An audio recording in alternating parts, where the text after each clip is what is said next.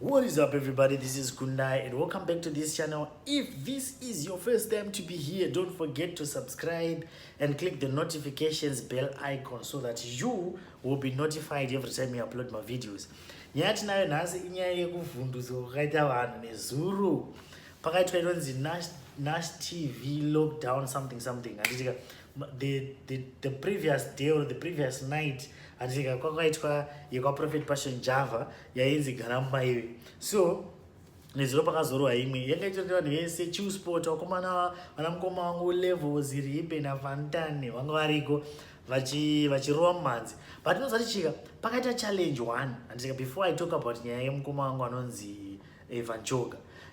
Pakaita challenge 1. Challenge yakanyanyisa kuitika ndeyekudai so paitwa live fanike kune vanhu vaiona live. I don't know vaiona kuZBC because yakaburitsa futi paNational TV paZBC, but handinyatsozva zvaitika but ndakapedza kuona ZBC kudhara. So taiona painternet, but isusu mai pataiona painternet kudaro yaijamba fanike pakapinda anonzi Vanhu Choga ende ini nditori nechichemo chekuti hapana here zvinogona kuitwa kuti Vanhu Choga Vanhu Choga mana like kuti tinyatsowana video clip chaiche yaVanhu Choga vachirova bozi paVanhu Choga vaiti vakati dai so waigona kumbosara dai so ubazo dai so ubva waramba wakadaro so yakuramba kuti ichiramba kuplay pamwe pacho vaigona kuti vakadaiwoka vakati wobva wazongovaona vatova uku vatobva ipapo handiti yaijamba saka isida kunyatsoona asmooth flow because vanhu vakawanda vairatidza kuti vanga vakamirira Vanhu Choga. Ndaiona macomments vanaitaratidza kuti aiwa Vanhu Choga kana vachizambia Vanhu Choga vasara vaziva ndevamweso vane mamwe mavhidhiyo avanorova so vanemwe energy so vane energy yekuti kana newe unyanzonzwa kuti yes. And one thing that I realized about ngoma wangu anonzi Vanhu Choga, mvese anogona kuimba manje. Yes, I'm telling you, Vanhu Choga anogona kuimba. Go and check out my songs ake. Besides nyaya yekuti hanzi he is energetic, he is like very energetic, not just energetic, he is very energetic. Besides all that, vese yoyo anotogona kutoimba. Go and check out music yake pasocial media. I don't know kana ine YouTube channel yake, but just go and check. You start realizing kuti mukoma yaya vanopusha vanotorova chachena. Saka zvakaitika ndezvekuti ipapa vanhu vekuti even vana Nash kana kuti ZBC, I don't know kuti ndiani chaiche yanyatsoona nezvazvo. I think vanhu ivavo they need to improve panyaya yekuzoti vanhu ava kuti pamalive streams evaya asazouya achijamba. Saka pane nyaya yandakaona pakazotanga kurohwa naMatthias Mary vakaita nonzi a splendid performance, and I was seeing some of the comments that dziripo panaitira kuti iwe Matthias Mary anotogona kudai so, like people were like iwe ndakuda kutonotsvaka music yaMatthias Mary. I think this is beautiful what people like anana Prophet Passion Java nana Tinashe Mutarisi kana kuti Nash TV, alright, I know hangu kuti Nash like Nash TV ne connection na mukoma Tinashe Mutarisi, so I'm not trying to imply anything, but alright, whoever is behind Nash TV because mukoma Tinashe Mutarisi hasn't really said a lot, but whoever is behind Nash TV kana the Nash TV team, you guys, what you guys are doing, muri kuita zvinhu zvakanaka. Handitika mese nana Mashkwede, ndakaona futi Mashkwede yanga yakanyorwa futi ipapo nevanhu vese vangori involved in these things. We really want to appreciate you because muri kupawo ma-artist some things to do and they are making money. And I'm also glad kuti even Facebook iri kunzi yanga ishara ida kubvumidza ma-artist kuti vakwanise kurova ma-live streams anobhadharwa. My guy, let me tell you something. Nyika iri kuchinja, uri kunzwa uri kubudza izvi. Nyika iri kushanduka zvekuti iwewe kana vasina zvauri kuita panyaya yekuchinja kuita nyika uri pamba1. And you need to understand kuti nyika yatati nayo about 2 or so months ago kana 3 months ago, nyika iyoyo yakaenda kusina. Kwete Zimbabwe ndichana nyika is an world, is an earth. Hakusina. That world is gone. And the world that's coming, even chizvikanzi corona yapera, the world that is coming, I'm telling you, is going to be different. Tasaone ma-artist akwanisa kurova manigirikeni. This is Facebook, and obviously tichibva kuFacebook takutoenda kune vamwe vese vakutotedzera vese nana Instagram. Chinimbi live yayo unenge wakutobhadhara kuti upinde pachinimbi live.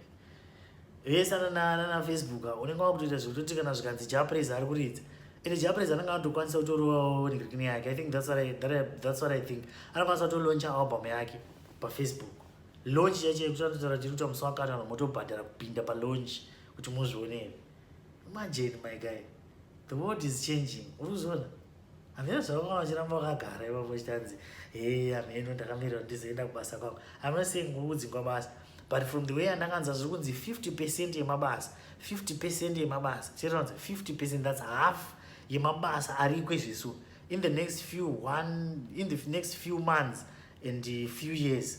Mabasa yayo kunenge kusisina, anenge asisa exist zvachose, like kunenge kusitorina basa rakadaro. Rera kuti ukataura kuti ndoita basa rakadaro unoti muna basa rakadaro arikunzi. Saka you have to be very careful. Okay, let's get back to nyaya dzedu dzatachitaura. Hanzi izvo mukoma, pana anonzi mukoma Vanchoga. Vanchoga wakaya akarova, and I was so happy nemurwere wakaita, though hazvaijamba jamba. Vanonzi mukoma Matthias Miri vakazouya vakarova, and vanhu vakataura, but chinhu chiri kuitika ndechekuti ndakaona macomplaints akaiswa nevanhu. Vanhu vachitaura kuti inini I'm one of them. Handiti I'm one of them ndakatotiwo, but vanhu iNash TV baba Ashiro makavaita last time. Pane pavakauya ndakanzwa pakaita noise. Vanhu vachiti baba Ashiro aiwa hakuna zvakadaro baba Ashiro. Handiti baba Ashiro vakaridziswa CD.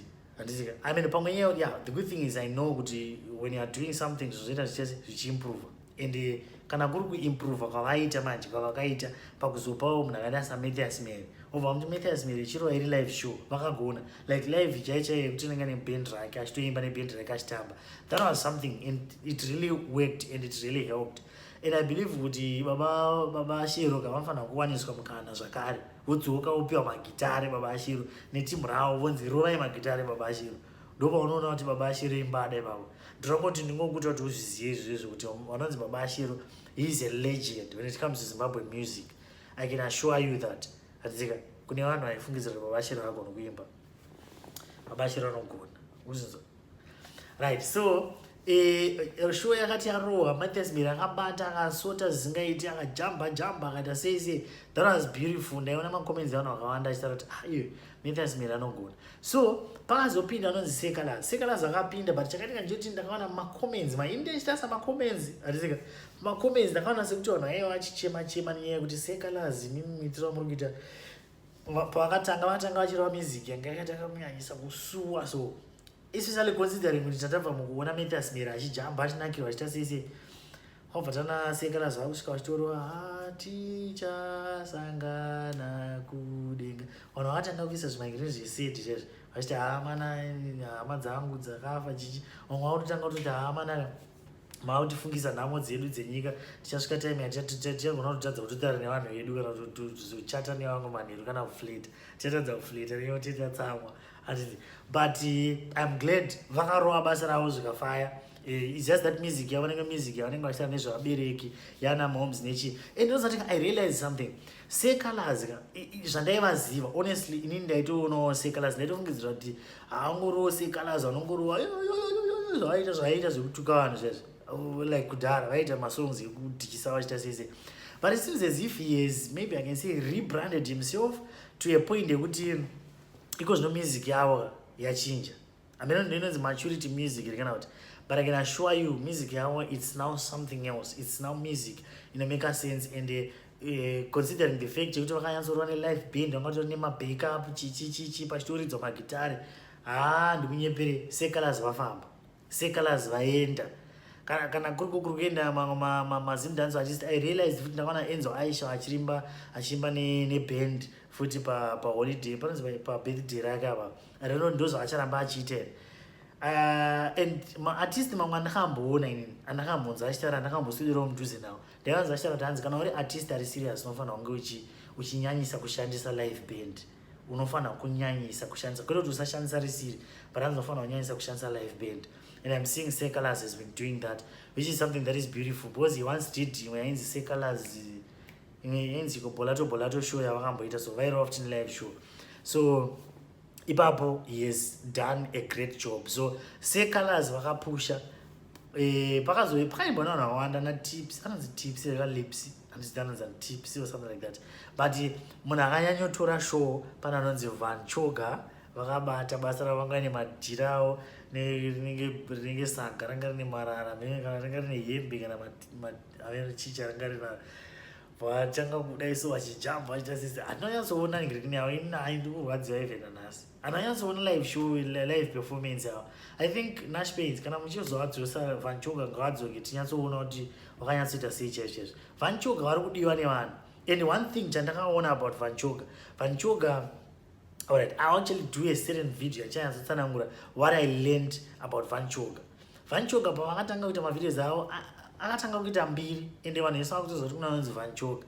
Pakatanga vanhu vaivaseka handiti vachitanzi pesa mapengerero vanhu vachitoti the future of Zim dance or chichi the future of Zimbabwe music, but ozati he kept on doing what he knows best. Izvozvo kuti anobva tangati so vakatanga kutozviita and because no vanhu vakutanga kuchinyatsoa recognize, which is something that you need to learn as well. If you are doing something, whatever you are doing, ukaona vanhu vachikuseka kana vachiziva zvavari kuita ita cheteyo, because no vanhu vakutotanga kuti toda Van Choga, but zvakatanga zvisenge zvikuwanza, but because no vakutotanga kutozikanwa. So he's now started to build his own brand, and that brand is a unique one. But I would love to hear what you guys think. Kana wakaona live yakaitwa nezuro nevakomana ava yepaNash TV, please let me know about what you think pane zvakaitika zvese in that concert kana lockdown show. Please let me know what you think about it, and I'll see you in the next video.